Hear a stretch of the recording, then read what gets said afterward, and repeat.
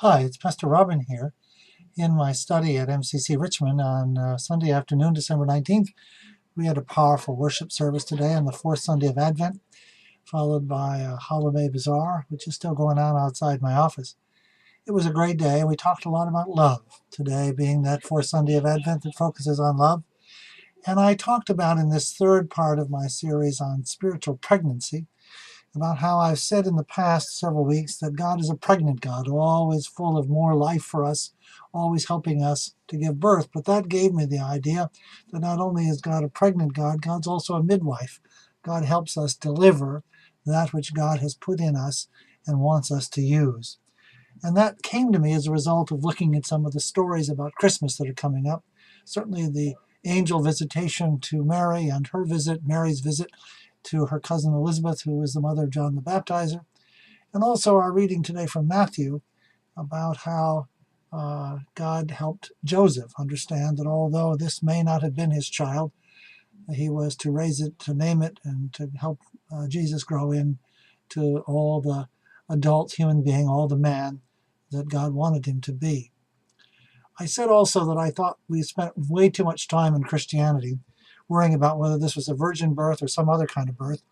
And the reality was, the really important thing was that Mary and Joseph rose to the occasion in a difficult situation and gave the child Jesus exactly what every child deserves and needs, and that is love without measure, without reservation of any kind.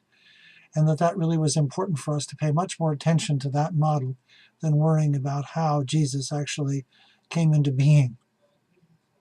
I also talked a lot about Joseph, Mary too, as part of their witness of saying yes to God, no matter what the consequences might be. But I said Joseph actually exemplified, in particular ways, the words of the Apostle Paul in 1 Corinthians 13, where he talks about love is patient, love is kind, love is not envious or irritable, it doesn't insist on its own way, and it doesn't rejoice in wrongdoing. And I said that actually Joseph lived all of those out in very particular ways. For instance, he was patient. He waited for the fulfillment, like Zechariah, the husband of Elizabeth. He waited the fulfillment of all that had been foretold. And he was kind. He didn't expose Mary to public humiliation. And when it was told that actually he should marry her and raise the child, he actually did what was against Jewish law at the time. And Joseph was a righteous man and probably followed the law very carefully.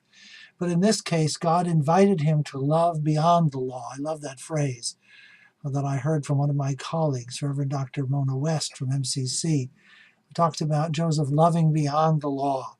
And that's what we're called to do. We're called to love beyond the mere requirements of the law.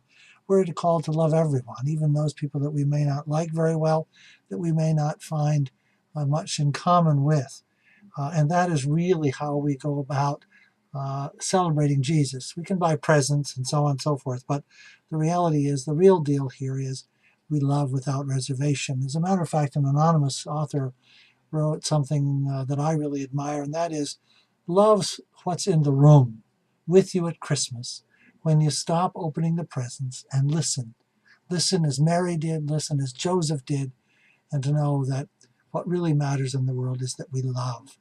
So, God has something for you. God has something for each one of us. I don't know what God is asking you to do in your life, but I know God is asking something of you. So don't be afraid. Remember, you're as precious to God as Mary and Joseph were, and indeed as Jesus was, and that you are as important to God and God's vision as the world as all the prophets and all the world leaders of all history. Your gift is needed today as Jesus' gift was needed then and is needed yet today. Indeed, each one of us is called to bear Jesus to others in the world this very day. So don't be afraid. Don't hold back. Don't look the other way when God says, I have a message for you and I have an assignment for you. Let your life become the vessel of God in this moment. May you be blessed this day. And as we approach Christmas, may you know those blessings, the blessings of love and hope and peace and joy that God has for each one of us.